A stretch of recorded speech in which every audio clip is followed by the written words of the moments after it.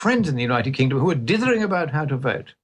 Tell them that this is their one chance to do not only Britain, but also Europe and the world a favor by striking a blow, and a very strong blow, for democracy. And I suppose we might use the words of a well-known film, and we might say, we will not go quietly into the night. We will not go without a fight. And this will be our Independence Day. Yes, yes. I hope that will be the case. And of course, as you're talking about immigration, it is not simply the quantity of immigration that is causing economic difficulty, but it's also the quality of immigration. We have an article on Infowars.com. Calais migrants are rioting and they're chanting F the UK. They demand access to Britain. It's bone-chilling footage that shows their car. Some British holidaymakers driving through thick clouds of tear gas as French riot police battle in vain to restore control on the road leading to the town's port. And of course, this is something that has been going on for quite some time. In Calais, they cannot control the situation that's going there. As you mentioned, David Cameron wants to have Turkey in. This is something else that came up in this question and answer period. As they pointed out, and he didn't deny it, he said, yes, I have said that I would very much like for Turkey to be a member of the European Union. They are already a member of NATO. But he goes, that's not going to happen in my lifetime. I can't really see that happening for another 30 years. And you know, Lord Monckton, it reminded me of the Old Testament story about Hezekiah, where he has the Babylonians come to visit him in Jerusalem, and he shows them all the treasures of Jerusalem. And after they leave, Isaiah comes into him and goes, what have you done? And he goes, here's the message from God. He says, these people will take your sons and they will turn them into slaves and eunuchs. And his response is, good, it won't happen in my lifetime. I mean, that's what we're seeing from David Cameron. Great, it's not going to happen in my lifetime. It'll happen 30 years from now, but it may not happen 30 years from now. It may be sooner. But what a despicable attitude that he would say, fine, we'll let them loot Britain and destroy this country because it won't happen in my lifetime. I'll be able to enjoy this in my lifetime. Well, that is a very nice parallel. The other favorite one I have from biblical times is that curious story of the Lord of Life when he went into the desert and the devil visited him there and said, oh, look at this splendid world. I will give all of this to you if only you follow me. Now, that was a very curious and rather dumb thing for the devil to say because, of course, the Lord of Life already owned the world and indeed the whole universe. Didn't need to be given it by anybody. And so often we are given these exaggerated promises by the forces of evil that either that something good will happen when they know perfectly well it won't, or that something bad, if it ever were to happen, wouldn't happen in their lifetime.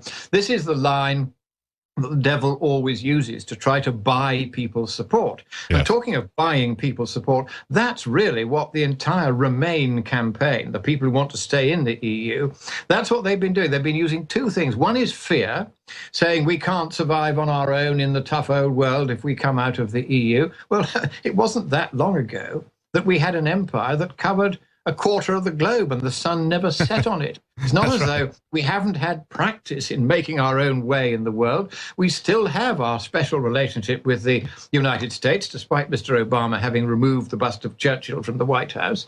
We still have our special relationship with the Commonwealth of Nations, including one nation, Mozambique, that never was part of the British Empire, that applied to join because it liked the friendliness and common sense of purpose that the Commonwealth has.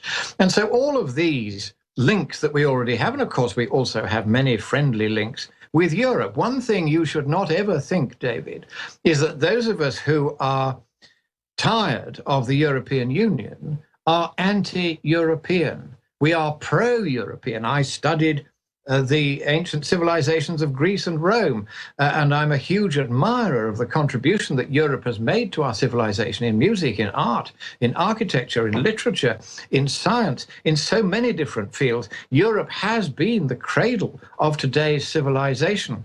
Yes. So why then would I wish to sever myself from it? The answer is I don't. But the European Union is not only anti-democratic, it is anti-European.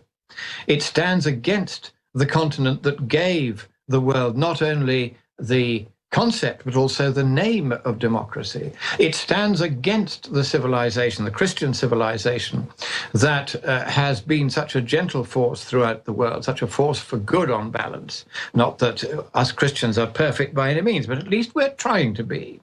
And this is all rejected by the European Union. So your raising of the biblical quotation there is a very important one, because although most of our church leaders who are left-wing are therefore in favor of the European Union, some of them are beginning to wake up to the fact that the biggest threat to religion here in Britain is the European Union itself. This is a growing problem now.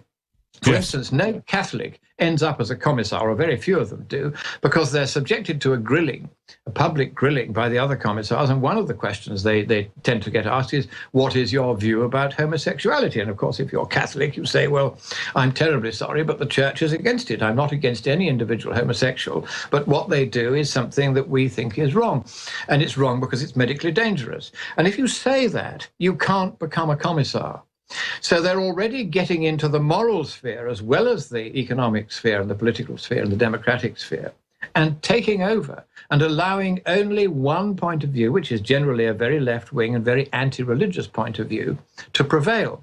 And it's not just in appointing people into office, as Boris Johnson pointed out. He went through, it was about a month ago, and I covered it and talked about the parallels between the reasons that he said would be good for Britain to get out of the European Union. And I said, hey, these are all great reasons for Texas to get out of the United States, to secede from the United States. We ought to have a Texit.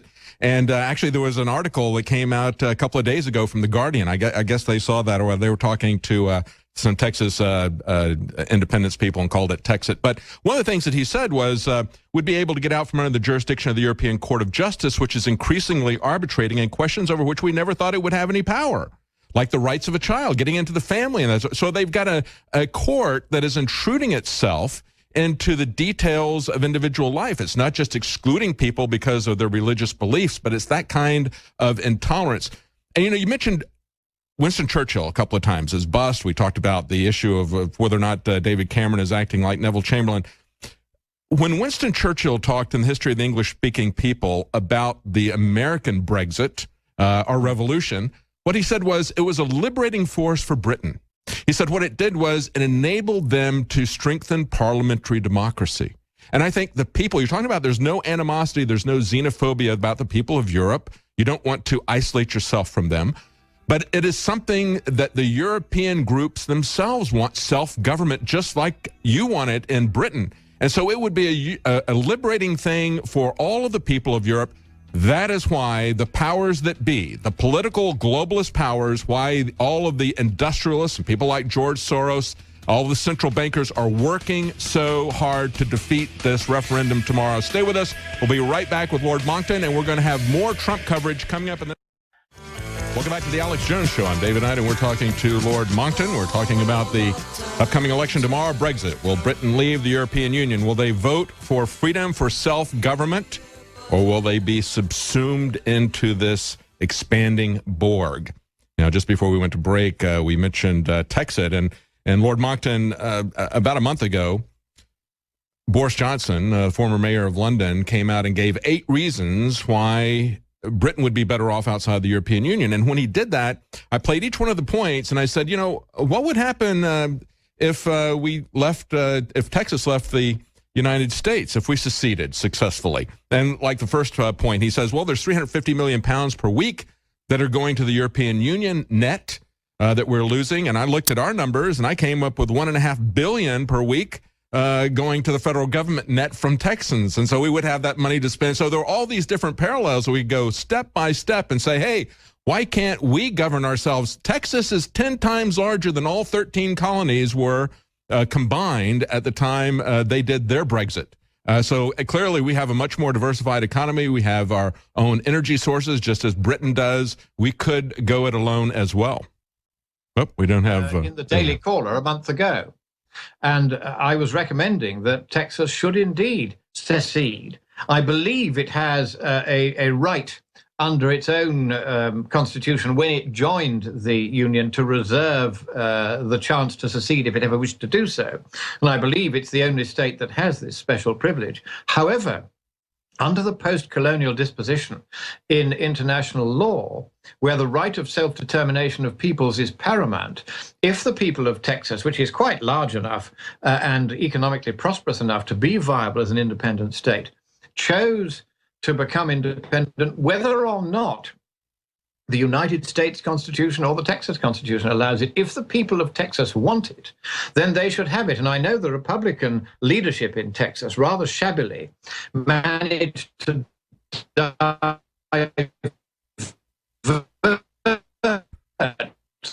We're getting a little bit of problem there with the reception on our Skype. It's starting to drop out. Let's say, yeah, are we back now? Oh, I'm sorry about that. Yes, we lost you there for a moment on Skype. Go ahead. We're back. Okay, I'll just carry on. I was saying that Texit makes a lot of sense. You have the right to secede, even if the United States says you haven't, and even if the Texas Constitution says you haven't. That's if right. The people wish it, under the post-colonial disposition in international law, you are entitled to become independent whenever you wish to do so. Well, Boris Johnson is talking about Independence Day. That's what our Declaration of Independence says. I mean, there certainly wasn't any legal authority for them to do it from the British Crown. There wasn't any opportunity from the king to say, well, you can just leave whenever you want to.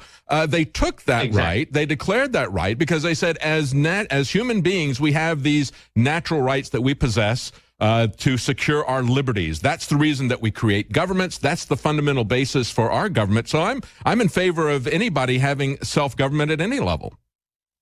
And that is how international law now works, particularly in the post-colonial era. And I'm going to make you an offer here, David. I'm going to say this.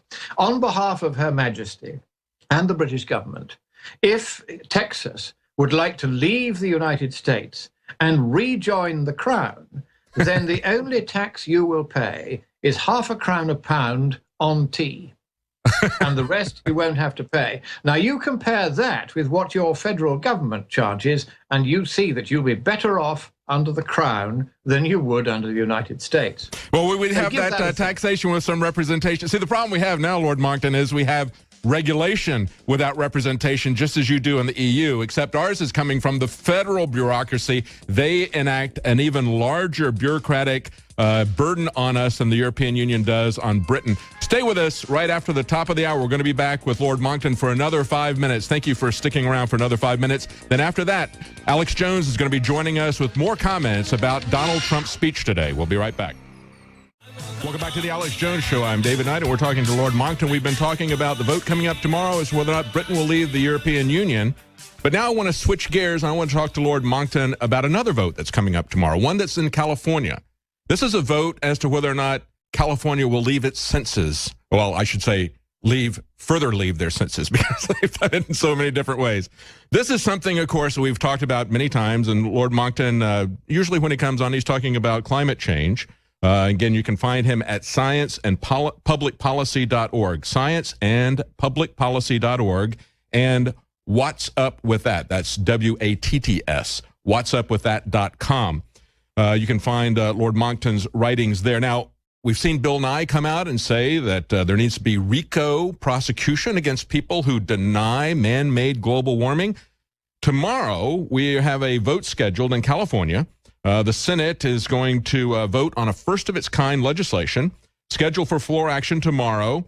The measure would allow state and local prosecutors to pursue claims against climate change skepticism as a violation of the state's unfair competition law, as well as extend the 4-year statute of limitations for such claims retroactively to 2021, January the 1st, 2021. The bill, according to the Senate Rules Committee analysis, it says this bill explicitly authorizes district attorneys and the California Attorney General to pursue these claims, alleging that a business or organization has directly or indirectly engaged in unfair competition just because you are engaging in scientific discussion. That is absolutely amazing, Lord Monckton. Your comments? Well, that is communism. Yes. And I'm not surprised that California, of all places, should be the first state to try this on. It's also directly contrary, as I understand it, to the First Amendment to your Constitution, which guarantees the right of free speech. Yes. So I don't think this bill, even if it were passed as a sort of gesture to please the communist left, which now infests most of California, I don't think even the Obama-tainted Supreme Court could possibly allow such a bill to stand, it would be struck down the first time a case was brought under it. So I don't think that's a realistic problem, really. The other thing is, of course, that the one thing that the communist left will not